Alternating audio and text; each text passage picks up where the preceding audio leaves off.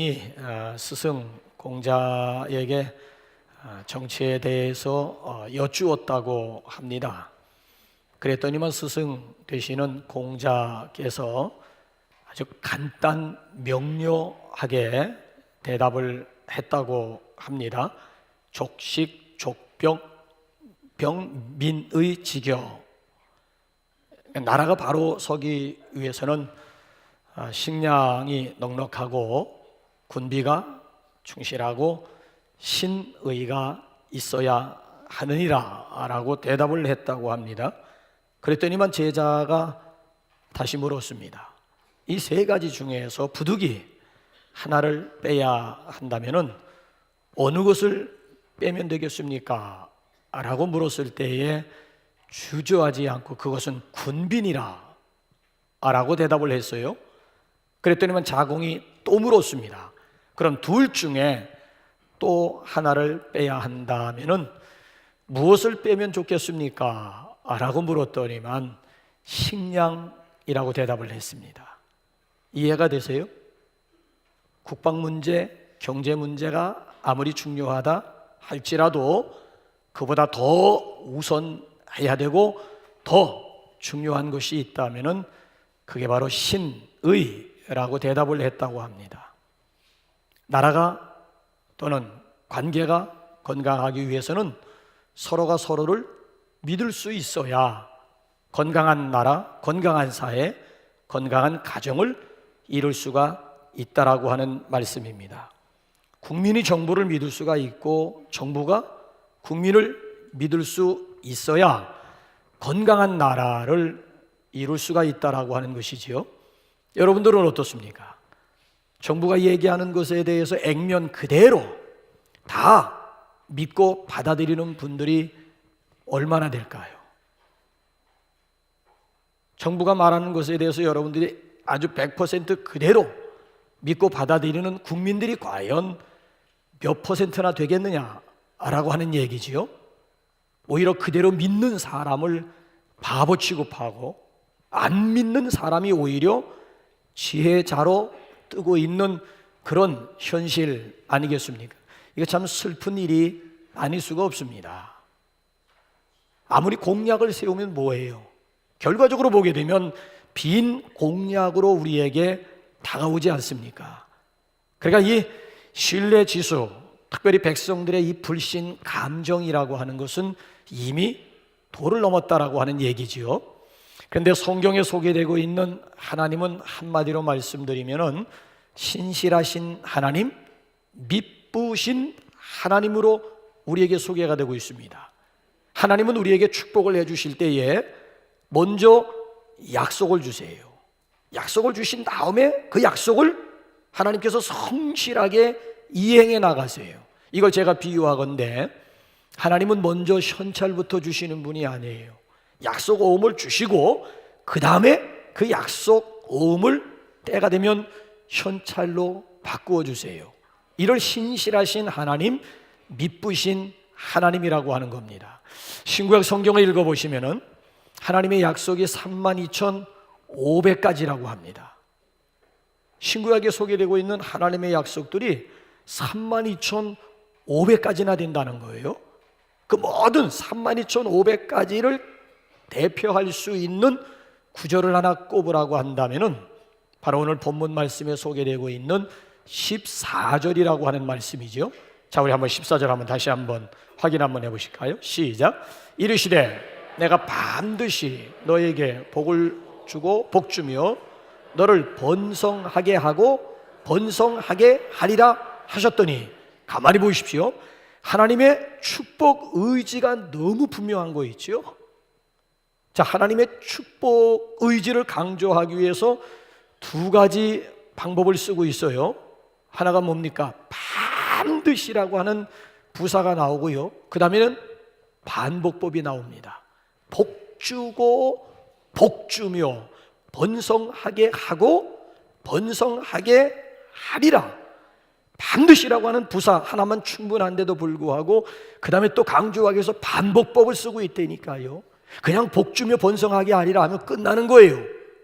그럼에도 불구하고 내가 너에게 복 주고 복 주며 번성하게 하고 번성하게 하리라. 그래, 하나님은 우리가 복 받기를 원하시고 하나님은 우리가 번성하게 되기를 소원하고 계시다는 것이지요. 자, 신약이지만은 우리 한번 오리지널로 한번 올라가 볼까요?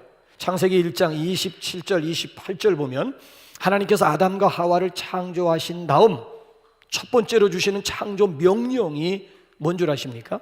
한번 확인해 보실까요? 시작. 하나님이 자기 형상 곧 하나님의 형상대로 사람을 창조하시되 남자와 여자를 창조하시고 하나님이 그들에게 복을 주시며 하나님이 그들에게 이르시되 생육하고 번성하여 땅에 충만하라. 땅을 정복하라. 바다의 물고기와 하늘의 새와 땅에 움직이는 모든 생물을 다스리라. 창조 명령 1호가 뭐예요? 하나님이 그들에게 복을 주셨다. 복 중에 최고의 복이 뭐예요? 번성의 복이라고 하는 거예요. 이게 오리지널이에요. 하나님의 복 중에 최고의 복이 있다면 그것은 바로 번성. 하나님은 오늘 우리가 번성의 복을 누리기를 하나님이 기대하시고 소원하신다는 얘기지요. 자, 그래서 창세기 1장에 있는 말씀이 여기 히브리서 6장에 넘어오게 되면 내가 반드시 너에게 복 주고 복 주며 너를 번성하게 하고 번성하게 하리라 하면서 신약에서 하나님께서 다시 한번 우리에게 강조해 주고 있습니다. 여러분, 그렇습니다. 우리를 향하신 하나님의 뜻과 소원이 있다면은 그것은 우리가 복을 받는 것이고 그 복을 받아 누리는 것이고 그 복이 우리를 통해서 또 다른 사람들에게로 흘러 나가기를 하나님이 기대하고 계십니다. 하나님은 이 일에 당신의 이름을 걸고 맹세하셨고요. 맹세하신 것 가지고 부족해가지고 당신의 성품까지 거론하면서 우리에게 확인을 시켜주고 있어요. 그럼에도 불구하고 우리 인간들이 그 하나님의 약속에 대해서 전적으로 받아들이지를 못하는 거 있지요. 그래서 한번 17절 한번 다시 한번 확인해 보세요. 17절 시작. 하나님은 약속을 기업으로 받는 자들에게 그 뜻이 변치 아니함을 충분히 나타내시려고 그 일을 맹세로 보증하셨나니. 하나님이 맹세하실 필요 있을까요? 하나님 맹세하실 필요 없는 분이에요. 왜? 하나님은 신실하신 분, 하나님은 믿으신 크레더블, 얼마든지 믿을 수 있는 분이시기 때문에 그분이 우리가 맹세하면 모를까? 하나님이 맹세할 필요는 없어요. 자, 그럼에도 불구하고 약속을 받는 자들에게 하나님의 뜻이 변치 아니함을 보증해 주시는데 맹세로 보증해 주셨다라고 하는 얘기지요. 그뿐만이 아닙니다. 오늘 여기 본문 말씀을 보면은 히브리서 기자에게 하나님이 소원을 불어넣어 주셨어요. 자, 히브리서 기자에게 불어넣어 주신 여기 소원이 뭔지 한번 11절 상반절과 12절 하반절을 여러분 한번 연결시켜 보세요. 알파와 오메가를 머리와 꼬리를 연결시켜 보면 저렇게 되는 거예요. 우리가 간절히 원하는 것은 중간 내용 생략하고 마지막 끝부분을 보게 되면 본받는 자 되게 하려는 것이니라. 본받는 자 되게 하려는 것이니라. 자, 누구를 본받는 것이 소원이라고 하는 얘기입니까? 오늘 그 중간 내용을 보게 되면 약속들을 기업으로 받는 자들을 본받는 자 되게 하는 것이 히브리서 기자의 소원이라고 하는 얘기예요. 그러니까 성경 역사를 통해서 오늘 우리로 하여금 본사모라고 하는 얘기예요.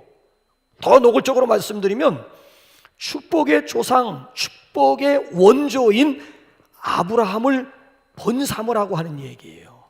그러니까 오늘도 우리가 복의 조상이었던 아브라함을 어떻게 우리가 본을 삼을 수가 있는 것일까요? 자, 하나님께서 우리에게 복을 주실 때에 아무렇게나 주시는 분이 아니에요. 효과적으로 하나님께서 복을 주시는데 우리로 하여금 먼저 그릇을 준비하게 하십니다. 그릇을 준비하게 하시고 그 그릇 가운데 하나님께서 효과적으로 복을 담아주시는 거예요. 그러니까 그릇을 준비해야 되는 것이고 또 한 가지가 뭔가 하면 더러운 그릇은 또 안 되는 거야.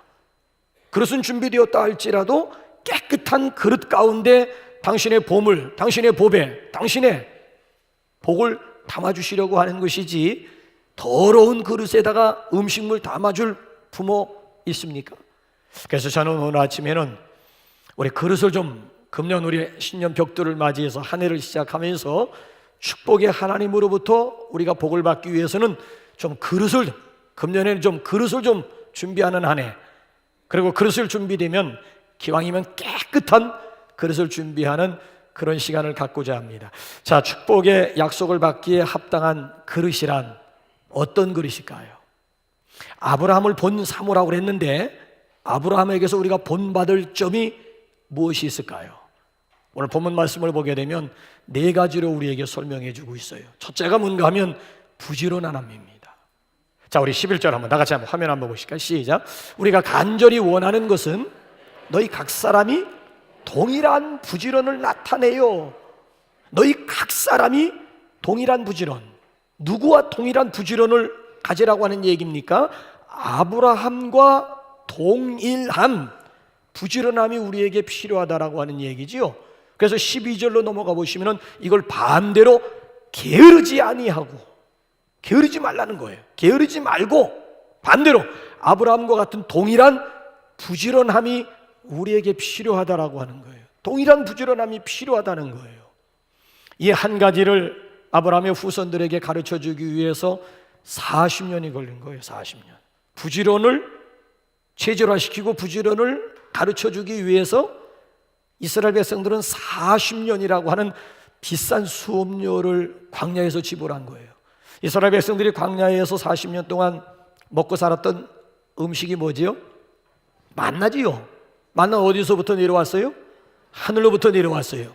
그 만나에는 분명한 법칙이 있다라고 하는 얘기죠. 그 법칙이 뭘까요? 하루 분량의 법칙입니다. 한 달치 거두어드리는 거 아니에요. 매일같이 나가서 그날의 분량만큼 거두어드리는 거예요. 물론 토요일만 되면 안식일에는 이틀치를 거두게, 안식일 날은 하늘에서 만나가 내려오질 않았기 때문에 안식일 예배일이 되게 되면 이틀치를 거두어드리고 나머지는 매일같이 나가가지고 가족 수만큼, 그래서 많이 거둔 자도 남지 않고 적게 거둔 자도 모자라지 아니할 만큼 매일 아침 그냥 일용할 이 법칙이 있고요. 또 한 가지가 뭔가 하면 타이밍의 법칙이 있어요. 아무 때나 나가서 지금 만날 거두어드리는 것이 아니고 이른 시간, 해가 뜨기 전 이른 시간, 소위 말하면 새벽에 나가야만 만나를 거두어드릴 수가 있는 겁니다. 조금이라도 게을러가지고 해가 뜬 다음에 나가게 되면은 만나가 녹아버리게 되고요, 만나가 사라져버리게 되었다라고 하는 얘기지요. 그러니까 게으른 사람들은 그날 하루 굶어야 됐다라고 하는 얘기예요. 그러니까 부지런하지 않을래야 부지런하지 않을 수가 없는 거죠. 그러니까 이걸 하루 이틀 한 것, 40일 동안 한 것도 아니고요, 40년 동안 똑같은 정해진 시간에 일어나가지고 정해진 시간에 나가서 만나를 거두어드리기 위해서는 40년 동안 훈련하신 거예요. 그래서 세계 250여 나라 중에서 가장 부지런한 나라 중에 하나가 이스라엘 나라라고 하는 거예요. 그러니 강해질 수밖에 없고, 그러니 잘 살 수밖에 없는 것 아니겠습니까? 그래서 여기 보게 되면은 하나님의 약속을 받기 위한 그릇, 하나님의 축복을 받기 위한 기본적인 그릇으로 하나님께서 요구하시는 것이 게으르지 아니하고 부지런함을 우리에게 요구하고 있는 거지요. 아침에 일찍 일어나는 새가 벌레를 구한다라고 하는 그런 속담도 있지 않습니까? 우리 주님께서 말씀하실 때에도요, 공중 나는 새를 보라고 했지 둥지 안에 있는 새를 보라고 한 건 아니거든요. 공중 나는 새를 보라는 거예요. 공중 나는 새, 하나님이 먹이신다는 얘기지요. 아니, 움직이는 새가 굶어 죽었다라고 하는 얘기 여러분들 들어보셨습니까? 그래서 약속의 주인공이 되기 위해서 우리에게 하나님께서 요구하시는 것이 부지런함을 요구하고 있어요. 이 게으른 사람들이 얼마나 게으른 줄 아십니까? 잠이라고 하는 거 잘수록 는다라고 하는 거 아세요? 아우, 나 하루 종일 원 없이 그냥 다 스톱하고 하루 종일 푹 자면 더 이상 하루 푹 자면 될 것 같지요? 아니에요. 잠은 잘수록 늘 수밖에 없는 거고요.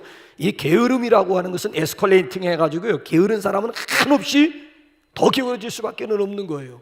그래서 제가 잠언서를 읽으면서 혀를 찬 적이 있다니까요. 아니, 이 정도까지 게으러질 수가 있을까? 아니, 이 지경까지 갈 수가 있을까?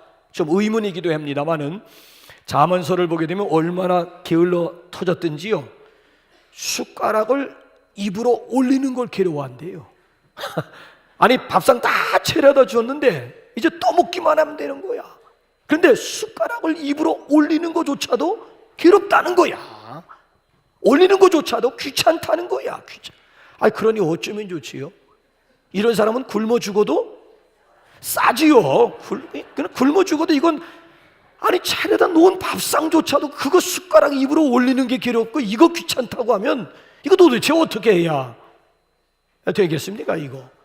그래서 요즘 현대인들이 만들어낸 인터넷 신조어가 귀차니즘, 이런 사람을 귀차니스트라고 얘기를 하는 거예요. 그래서 이 귀차니스트를 향해서 사도 바울이 엄하게 말씀하고 있는 내용이 뭡니까? 일하기 싫어하는 자는 먹지도 말게 하라. 아예 데살로니가 후서 보게 되면 일하기 싫어, 움직이기 싫어하는 자는 아예 먹지도 말게 하라고 아주 엄하게 교훈하고 있지 않습니까? 이 게으름이라고 하는 것은요, 사실 자기 자신과의 싸움이거든요. 여러분 정말 이건 영적인, 이 게으름이라고 하는 것은 영적인 싸움이라고. 이 신앙생활에 있어서 무서운 적 가운데 또 하나가 게으름이라고 하는 거예요. 그래서 어떤 사람이 그런 말을 했습니다. 이 게으름을 십자가에 못 박는 것이 곧 거룩이다. 게으름을 십자가에 못 박는 것이 곧 거룩이라고 하는 말을 했어요. 로마서 12장 11절 암송하십니까? 부지런하여 게으르지 말고 열심을 품고 주를 섬기라. 부지런하여 게으르지 말고 열심을 품고 주를 섬기라. 그러니까 우리의 이 게으름을 십자가에 못 박기 전에는 성장, 성숙 기대할 수가 없습니다. 그러니까 부지런하여 게으르지 말고 열심을 품고 주를 섬기라. 누가 제대로 주님을 섬길 수가 있느냐 하면 부지런한 사람들이 예수 제대로 믿고 예수 잘 믿을 수가 있다는 얘기예요. 게으른 사람들은요, 10년 전이나 오늘 10년 후의 모습이나 달라진 거 하나도 없습니다. 내가 장담하건대 게으른 사람들은 오늘의 모습이나 10년 후의 모습이나 전혀 기대할 것이 없다라고 하는 얘기예요. 오늘도 여러분 보세요. 게을러서 주일 성수주일 하지 못하는 분들 의외로 많이 있습니다. 게을러가지고 예배 나오지 못하는 분들 의외로 많이 있는 거예요. 그래서 우리가 새해를 맞이해서 좀 새로운 좀 변화를 좀 가져오기 위해서는 지난해 우리 괴로웠던 분들은 우리의 괴로움을 좀 십자가에 좀 못 박는, 그래서 부지런히 하여 게으르지 말고 열심히 우리 주님을 섬기는 가운데 하나님의 약속의 주인공들이 되시기를 주님의 이름으로 축원합니다. 자, 그런가 하면 두 번째 그릇은 소망이에요. 소망. 자, 우리 한번 화면 11절 우리 한번 볼까요? 11절 시작. 끝까지 소망의 풍성함에 이르러, 끝까지, 소망의 끝까지를 강조하고요. 그 다음에 한번 18절로 한번 넘어가 볼까요? 18절 하반절 시작. 앞에 있는 소망을 얻으려고, 그러니까 끝까지 소망을 포기하지 말라는 말씀이고요. 그 다음에 소망이라고 하는 것은 뒤에 있는 게 아니래요. 소망이라고 하는 것은 앞에 있는 것이 소망이지 뒤에 있는 것이 소망이 될 수가 없다는 거예요. 그러니까 지나간 과거는 잘했건 못했건 다 잊어버리고 이제는 앞을 향해서 달려가라고 거예요. 그게 바로 소망이라는 거예요. 소망은 앞에 있는, 위에서 부르신 부름의 상을 위해서 쫓아가는 삶이고요. 우리에게는 지금 미지의 2018년 길을 골이 어디예요? 목적지는 어디예요? 젖과 꿀이 흐르는 가나안을 우리가 목표로 삼고 앞을 향해서 힘차게 우리가 나가야 되는 거 아니겠습니까? 그래서 이 소망에 대해서 19절 말씀으로 넘어가 보시면은 이 소망을 무엇으로 비유하고 있는가 하면 영혼의 닷과 같아 그랬어요. 여러분, 배에 있어서 이 닷의 역할이 뭔 줄 아십니까? 비바람이라든지 풍랑이 일 때 배가 요동하지 않도록, 아니 배가 파손되지 않도록 하는 기구가 이게 바로 닷이라고 하는 얘기예요. 닷. 그러니까 소망을 닷으로 비유한 이유는 우리 마음 가운데 분명한 소망이 있으면 절대 아무리 인생의 비바람, 아무리 인생의 풍랑이 일어난다 할지라도 요동하지 않을 수 있는 이유는 우리 중심에 뭐가 있기 때문에 그래요? 소망이 분명하기 때문이라는 거예요. 소망이 있는 사람은 전혀 좌로나 우로나 치우칠 필요가 없어요. 그러니까 오늘도 보면 마음속에 소망이 있는 사람하고 소망이 없는 사람은 이 세상을 살아가는 자세가 다릅니다. 아니, 아예 삶의 태도가 다를 뿐만이 아니라 눈빛이 다르다니까요. 그래서 시드니 그린버그라고 하는 사람이 청년과 노인의 차이를 아주 재미있게 구분을 했습니다. 만약에 우리가 사람들을 믿으면 청년이고 반대로 사람들을 믿지 못하면 노인이다. 인생을 즐길 줄 안다면 청년이고 모든 것을 포기한 상태라면 그는 노인이다. 새로운 아이디어를 찾고 있으면 청년이고 과거의 전통과 과거의 방법만을 고집하고 있다면 그는 누가 뭐래도 노인이다. 아름다워지려고 노력하고 있으면 청년이고 과거만을 회상하고 있으면 노인이다. 또 친교와 즐거움을 찾고 있다면 청년이고 고독에서 벗어나지 못하고 있다면 그는 노인이다. 행복을 갈망하고 있다면 청년이고 되는 대로 적당히 살고 있다면 그는 노인이다. 사랑을 할 줄 알고 사랑을 줄 안다면 청년이고 오직 사랑을 받고자만 한다면 노인이다. 만약에 우리가 소망을 가지고 있으면 청년이지만 그러나 우리가 꿈과 소망을 포기하고 현실에 안주하고 있다면 당신은 누가 뭐라고 해도 노인이다 그랬어요. 여러분들은 어떻습니까? 청년이십니까? 노인이십니까? 기억하시기 바랍니다. 나이는 숫자에 불과한 겁니다. 우리 스스로가 지금 나이에 갇혀가지고 꼼짝 못하시는 분들이 얼마나, 내 나이가 70인데 아이고 내 나이가 80인데 그래가지고 스스로 그 나이 속에 갇혀가지고 아무것도 못하시는 분들이, 인생을 지금 낭비하고 사는 분들이 얼마나 많은지 잊어버리세요. 나이들. 나도 지금 아주 이번 주간에 금년에 내가 한갑이더라고. 아니 내가 놀랬다니까. 내가 벌써 내가 한갑이란 말이야. 그래서 내가 작심을 했다고. 하나님 앞에 이 말씀을 준비하면서 주님 내 나이 잊어버리고 이제 살겠습니다. 여러분 보세요. 몸이 늙었다고 해서 마음까지 늙는 건 아니잖아요. 고린도후서 4장 말씀을 보게 되면 겉사람은 후패하지만 우리의 속은 날로 새롭도다라고 말씀하잖아요. 그러니까 몸이 늙었다고 마음까지 늙으면 안 된다고요. 비록 겉사람, 우리의 몸이라고 하는 것은 자연 현상 따라서 후패하고 늙어갈 수밖에 없지만 우리의 마음만큼은 젊게 살아야 되는 거 아니겠습니까? 우리 속에 뭐가 있어야 돼요? 불이 있어야 된다고요. 불. 열정이 있어야 된다고요. 열정. 뜨거운 열정 가지고 우리 인생을 불태울 생각을 하지 않고 내 나이가 80인데 내 나이가 90인데 그래가지고 아예 여러분, 청년과 노인이라고 하는 것은 나이 문제가 아니라는 얘기예요. 그 속에 꿈이 있느냐, 소망이 있느냐, 비전이 있느냐라고 하는 문제예요. 여러분들의 새해 소망이라고 하는 것이 뭡니까? 로마서 12장 12절 말씀을 보게 되면 소망 가운데 즐겁게 살 것을 우리에게 말씀합니다. 뿐만이 아니에요.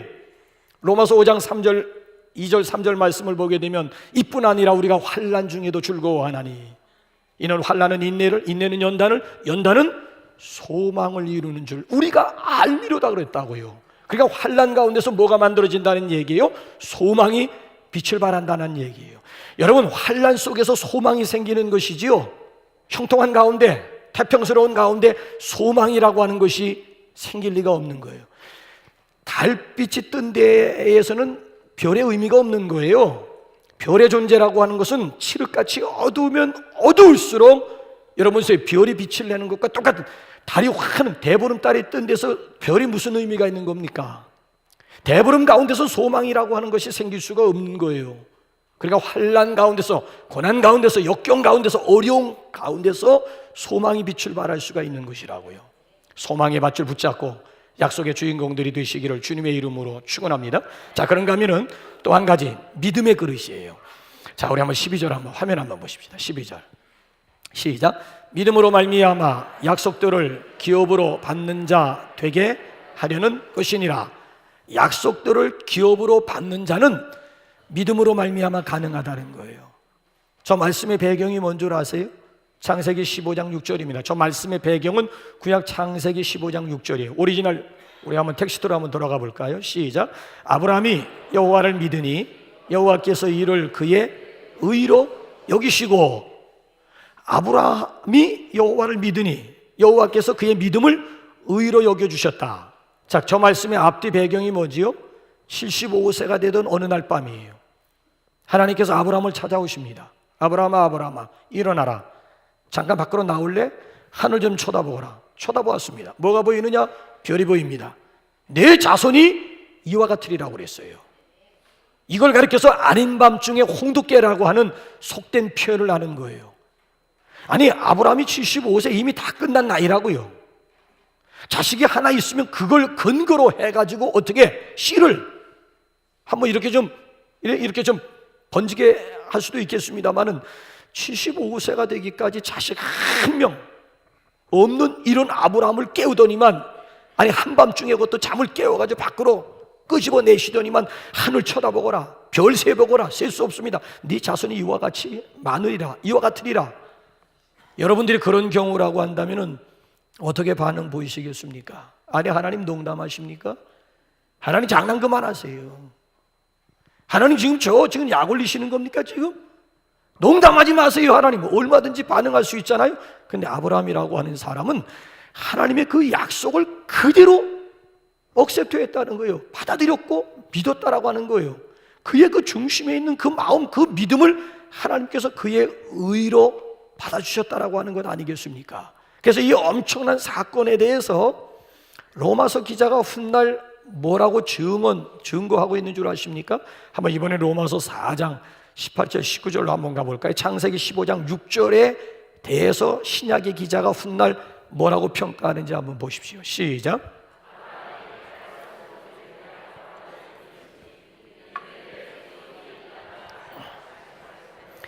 많은 민족의 조상이 되게 하려 하심이라. 그가 백사나 되어 자기 몸이 죽은 것 같고 사라의 태가 죽은 것 같음을 알고도 믿음이 약하여지지 아니하고, 두 가지를 주목해 보세요. 맨 위에 첫 단, 아브라함은 바랄 수 없는 중에 바랐다라고. 이게 믿음이에요. 바랄 수 없는 중에 바라는 것이 믿음이에요. 자, 그 다음에 맨 밑에서 두 번째 단 보세요. 세 번째 단, 그가 백사나, 지금 75세에 믿었는데 그 75세에 아멘 한 것이 언제까지 간 거예요? 100세까지. 100세가 되어 자기 몸이 죽었어요. 남자 구실 못한다는 얘기고요. 자기 아내 사라의 태가 죽었어요. 멘스 끊어진 지 벌써 몇십 년 지났다는 얘기. 보세요. 알아요.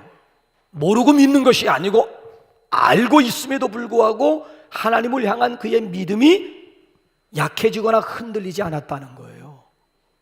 그러니까 이 이삭이라고 하는 것은 철저하게 믿음의 열매요, 믿음의 결과였음을 우리에게 강조해 주고 있는 거예요. 그래서 오늘 지금 우리에게 지금 아브라함과 동일한 믿음을 지금 우리에게 요구하고 있는 거예요. 그래서 히브리서 11장 1절 뭐라고 말씀하고 있습니까? 믿음은 바라는 것들의 실상이요 보지 못하는 것들의 증거니 선진들이 이로써 증거를 얻었느니라. 그러니까 히브리서 11장은 믿음장이라고요. 그 믿음장은 1절부터 마지막 절까지 보게 되면 믿음의 선조들, 믿음의 열조들의 스토리라고요.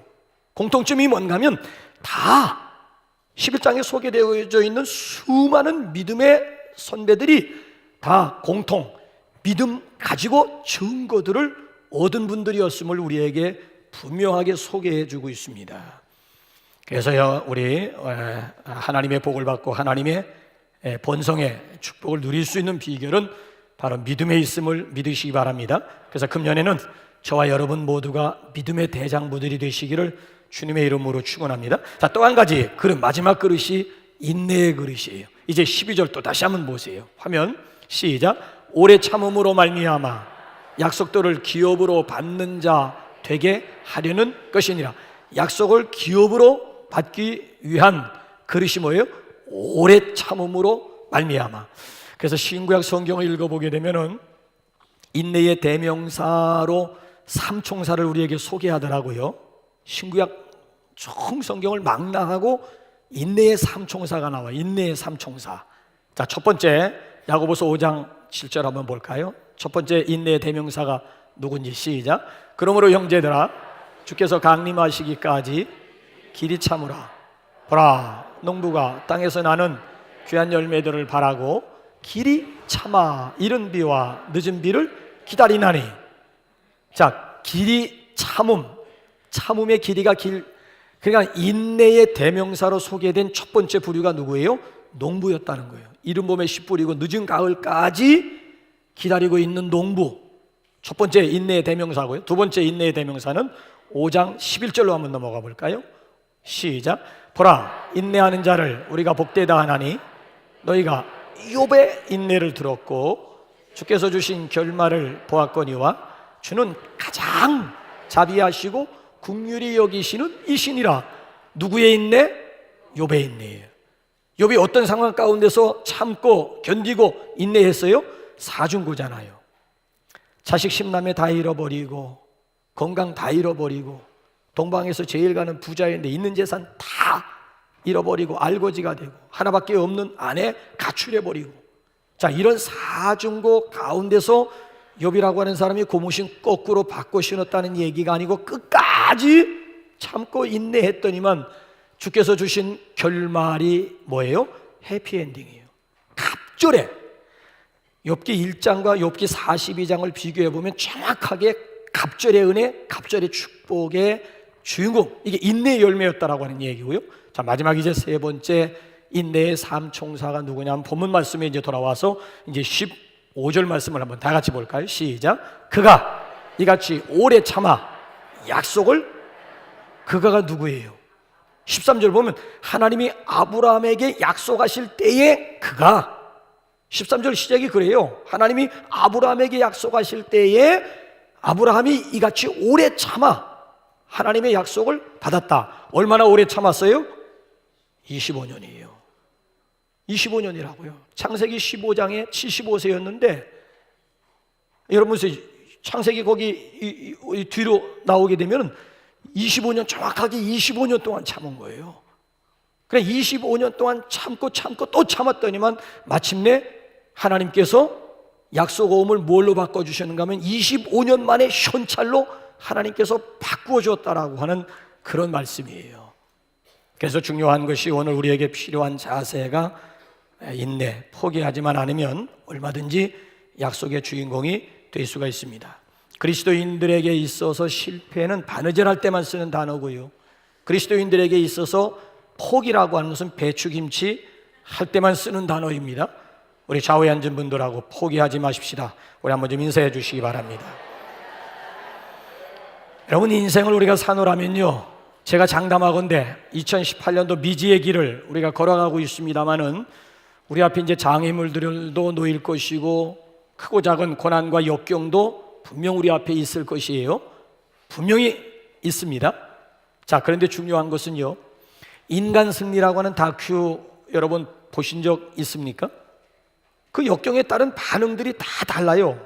인생을 건너가노라면 고난도 있고 역경도 있는데 그 역경을 대하는 반응이 다 달라요. 그 중에서 인생 승리, 인간 승리 스토리가 나와요. 근데 가만히 보세요. 우리 인간의 의지라고 하는 것은요, 너무 보잘것없는 거예요. 우리 인간의 의지라고 하는 거 보잘것없어요. 하루에도 수없이 바뀔 수 있는 것이 우리의 감정이고 우리의 의지라고요. 근데 하잘것없는 의지를 가지고도 인간 승리 반열에 오른 분들이 있어요. 그런 프로를 보면 우리가 막 박수갈채를 보내준다고요. 와, 대단하다. 그리고 거기서 끝나버리고 마는 거예요. 보잘것없는 인간의 의지를 가지고도 인간 승리의 반열에 올라갈 수가 있다면은 전능하신 하나님을 믿는 사람들이, 우리 의지가 아니고 그들은 자기 의지 가지고 그 단계까지 올라간 거예요. 박수갈채 받은 그 단계까지 올라간 거예요. 우리는 보잘것없는 인간의 의지의 산물이 아니고 전능하신 하나님을 신뢰하고 전능하신 하나님을 믿고 있는 백성들이라면서요. 그럼 플러스 알파가 우리에게 있잖아요. 얼마든지 우리 앞에 당한 역경, 하나님께서 주신 믿음 가지고, 하나님이 주신 소망 가지고, 하나님이 주신 건강 가지고, 하나님이 주신 인내 가지고 얼마든지 극복할 수 있는 것 아니겠습니까? 그래서 여러분, 우리 앞에 당한 우리 크고 작은 우리 장애물들에 대해서 두려워하지 마시고요.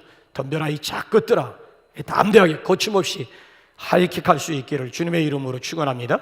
이미 우리가 2018년도 미지의 한 해 이미 출발을 했습니다. 장담할 수 있는 거 아무것도 없습니다. 존 갈브레이트 교수가 일찍이 지적했던 그대로 불확실성의 시대, 불확실한 미래를 우리는 살아갑니다. 아무도 장담 못합니다. 자, 그런데 한 가지 우리가 확신할 수 있는 것은 우리에게는 뭐가 있어요? 하나님의 약속이 있습니다. 내가 반드시 너를 복주고 복주며 너를 번성하게 하고 번성하게 하리라. 하나님의 약속 분명한, 우리 미지에 대해서는 모든 것이 다 불확실하지만 불확실한 가운데 우리에게 확실한 것은 하나님의 약속이 있어요. 이 약속의 말씀을 붙잡고 반드시의 주인공이 되시기를 주님의 이름으로